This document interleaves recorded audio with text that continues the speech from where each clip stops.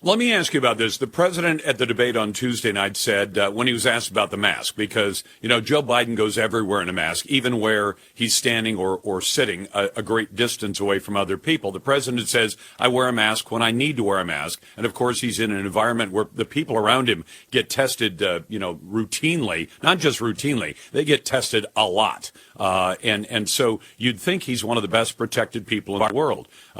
Should we, and I know there are people right now today saying this president has been irresponsible about protecting his own health, and that's why he now has China virus or COVID.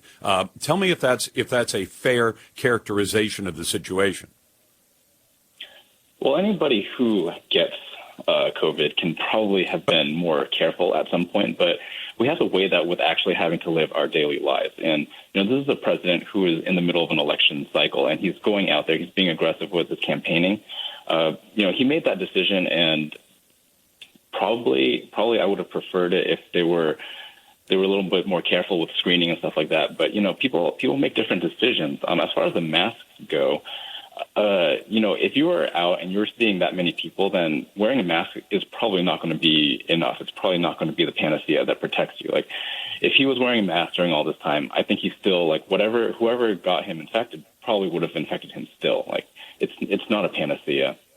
No, it's not, and you and I have talked about masks a lot, and there's a lot of division in the country over the subject of masks, and I've told people I believe in them because I don't know, Doc, I'm not a medical doctor, but if I understand that China virus usually spreads from person to person through stuff, not to be grotesque, but stuff that comes out of your mouth and your nose, and stuff that ends up in somebody else's mouth, nose, or eyes. Those are the primary ways it gets in, and that's the primary way it gets out, right?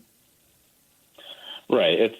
There's a lot of common sense with this, too. This is a respiratory virus. It causes a respiratory disease, which means it's transmitted on our respiration. So if you put some physical barrier in front of your respiratory orifices, it's going to slow down the potential spread of this virus, not just distance-wise, but also speed-wise, and then it will just really decrease the chance of transmission. I mean, between the mask and physical distance, if I say the milkman came, for example, this morning, if I talk to him from 15 feet away and he's not wearing a mask and I'm not wearing a mask and our conversation lasts for 60 seconds and we don't get any closer than 15 feet, it's all of those things. It's time, it's distance, and it's physical barriers that are going to make the biggest difference. Exactly. All of these measures that we recommend, none of them are going to be a catch-all unless you isolate yourself inside of a bunker. But if you're not doing that, then all of these things are meant to add together to create a safe environment. And as you're trying to live live your daily life in the world, then you're going to have to make some compromises here and there.